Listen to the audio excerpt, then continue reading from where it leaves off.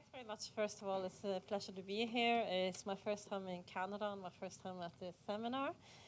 One of my colleagues was here last year, Michael, who is from Canada, so he sends his regards. Yeah, so I will bring it back to, I've been in Ukraine now in the mission since March 2014. So I've been in I think the title in the program is a little bit deceptive. I've been a monitor first for 6 months. I've been kind of really in the field only for 6 months, and then I've been at the head office of the SMM in Kiev for the last year or so. And I have to say it's been a bit of a roller coaster in many ways, for me at least. So I wanted to start to say something a bit more general just about the mission and how it's kind of developed with the conflict. And secondly, I wanted to say just a little bit about our role in regards to the Minsk arrangements and the process. So I think as many of you probably already know, the mission was established, let me see, in March of last year at the height of the crisis in Crimea. And the mission's activities are in very broadly governed by its mandate, which was issued by the OSCE Permanent Council by consensus between all the 57 participating states. I think I had, I don't know how this, which way is it? This one? Yeah. Here. It doesn't seem to work, but here you go. Yeah. So the mandate is kind of pretty broad, and it includes not only the need to gather information and report on a security situation, but also, equally important, to facilitate dialogue, to reduce tensions, and to promote normalization, as it says. I think, in many ways, the mandate has been quite broad, and it's actually served us quite well over time because it's allowed us to adapt to changing circumstances. I think initially I will just put it. Sorry, I'm not very good at this. I don't know. Don't press the bottom of the ring. Use strictly the left or the right.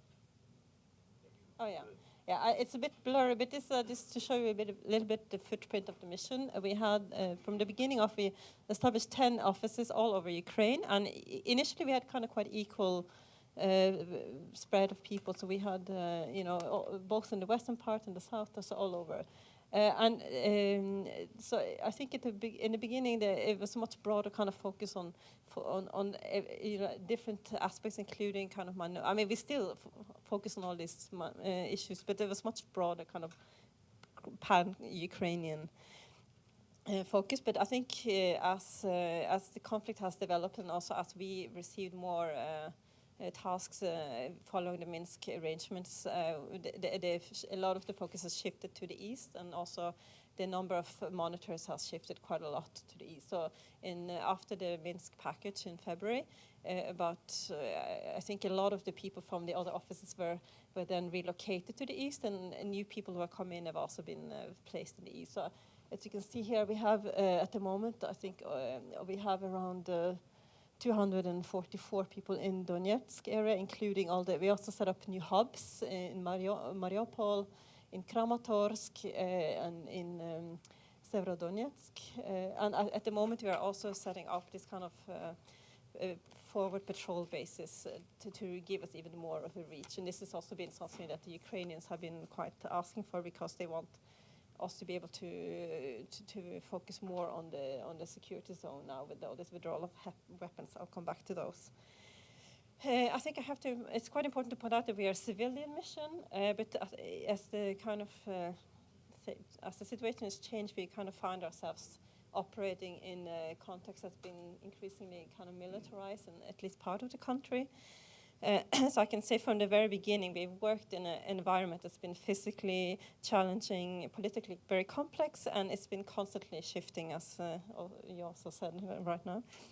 And we've had to adapt to all of these changes. So I think it's worth recalling also that the situation was very different when we started from where we are today.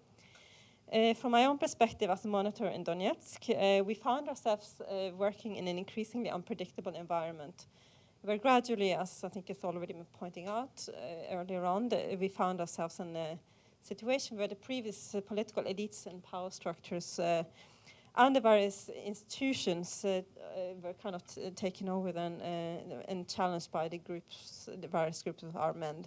So we saw, for example, the prosecutor's office was taken over, different municipality buildings, media outlets, and also other kind of infrastructure offices like the railway. And some of them came under kind of more open occupation, and others kind of were actually under more kind of silent occupation. And it might just be like one or two guys inside the building, but gradually you realize that these, you still have people who went to work in a normal way, but you realize there was something wrong, and people just didn't question it. They just went past these guys with the Kalashnikovs and went to work. So I think, of course, as has also been mentioned, the situation started to affect the local population quite a lot, and we saw a lot of intimidation increasing. We saw people, especially from the civil society, starting to leave. They were the first people to go, and anybody who kind of were seen to have pro-Ukrainian sympathies. And I think people, I think there was a lot of fear, and I think this is so important that the support that these guys had was not necessarily that strong. I mean, especially we saw a lot of young people who left at this point. But I think at the beginning, back in kind of April, May, people still didn't really understand how bad things would become. So I think the people were still just kind of watching and looking to see where things would go. After the referendum and after the election in May, then the people started really to kind of see, you could see a real shift in the way people thought. But the bigger kind of exodus happened much later than over the summer. And I think for us it was also kind of unpredictable period. We noticed it more and more on our own security situation. It was become kind of quite difficult to patrol for us. And we never really knew in this kind of transitional period what would happen. I think a number of us got stopped at checkpoints, including my own team. I mean, we were stopped at Peski for about 4 hours, and you just didn't know. And then, of course, the whole thing changed at the end of May, early June, when 4 of my colleagues were abducted and were taken hostage, and another 4 in Luhansk had the same experience. And with my colleagues, we didn't know for the next month, we didn't even know where they were and who were holding them, because they didn't actually nobody claimed them, We also had, of course, this Vienna document guys who were taken in August, and that, even though they were not associated with us, that also put a lot of, it had an impact on our operations, because it made it much more difficult for us to build trust with the locals. I think then, so the hostage situation put a lot of strain on the mission, and it basically for the next months halted any further expansion of the mission, because we were in a kind of constant situation of increasing people, but we just had to stop at that point in the east. So it did actually have quite a lot of effect. Then the next issue that happened was, of course, the MH17, which also has a very special kind of place in the history of the mission. And it had also a profound impact on the operations. And we were at the time, let me see, we were the only international organization. Sorry, I will come back to this one later. Sorry.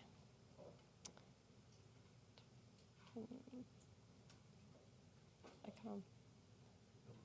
Well, he did, yeah.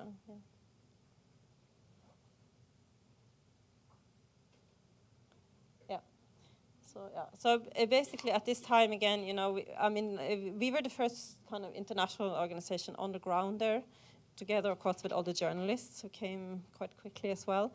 And I think we realized quite quickly on that we could play a role there in terms of facilitating, and because we had people available, we had contact at this time. But this time we had contact with the DPR, which we kind of built up during the hostage crisis. So for the next month, I also worked as part of this team. We went down there then the day after the MH17 happened, and we worked then through the whole month. And mostly what we were engaged in was to kind of document the activity there, to try to facilitate access for the experts. Of course, we have no expertise in dealing with this kind of issues. And also to, for example, in terms of getting access for them to get the bodies on the train out of the region to get it to Kharkiv. And then we just took a lot of photos and tried to document as much as we could. Yeah. So I will move now quickly on to the other issue about Minsk. And this is kind of, let me see. Sorry, I'm really crap at this. I think I will leave it to you. Oh yeah, here it is. Yeah, I just want to just put up like this. This is just like a kind of a small map over the stakeholders, which shows this really how complex this is. It's not a comprehensive one, but it's just to illustrate some of the how it is. And I think those who are kind of mentioned is explicitly in the Minsk arrangements are in this slide are kind of in a dark blue. I put our mission in a slightly lighter color because we are not specifically mentioned in the Minsk documents, but we still have had an important role in actually having to deal practically with a lot of the measures where the OSCE is mentioned. Just very quickly, I mean, we have also a lot of other participants here who have some kind of stake, but that are not specifically mentioned also in the arrangements. We've seen over time that the Normandy format has become kind of more involved as an oversight mechanism, and the respective foreign ministers and the deputies and political directors, they have met in Paris and Berlin quite regularly, and we have also been, I mean, my boss, Chief Marshal Apakan, has also been invited and been consulted in some of these meetings. We have also, I don't have the time, but we have this JCCC with this Joint Center for Control and Coordination. That's a kind of a specific, peculiar arrangement also.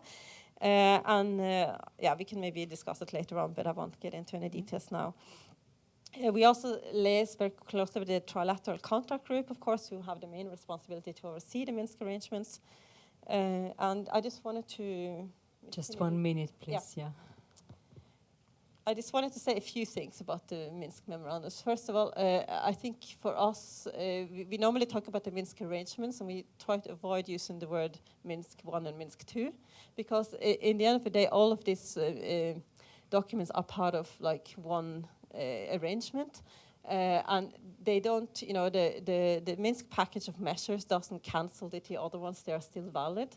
I think point in view, for example, is if you talk about the issue about mine action, which is now kind of coming on the table, it's actually mentioned in the Minsk memorandum, and it's the same with a lot of other things. So sometimes they don't always correspond with each other. There are some kind of lack of synchronism between them, but they all actually, I mean, the Minsk package, even though it has new points, it still kind of points back also to the former documents. And I just wanted to say this very briefly at the end. We also have been involved more directly lately now with the working groups that are under the trilateral contact groups that were established in May. So for the last, about a month ago, at the beginning the progress was very slow there, and it was more about format than it was about substance. But lately, I think they've had some success, and 1 month ago they agreed on this addendum to the package of measure, which deals with the kind of slightly, not the heavy weapons, but the tanks, artillery pieces, and up to 100 millimeters, and mortars up to 120. And as was mentioned earlier by Dominique and Jesse, we have observed since September and also reported about this, a substantial reduction in the level of violence. But I think despite of this lull in fighting, there is always, I think in our view, there is still a clear kind of danger of re-escalation. And I think the absence of trust is still very clear. There is a lot of weapons that are still around. There are also the men and women who handle the weapons around. So I think at the moment we have not really seen any talk about and I think this part, I mean, there's a lot of reasons, but I think microphone,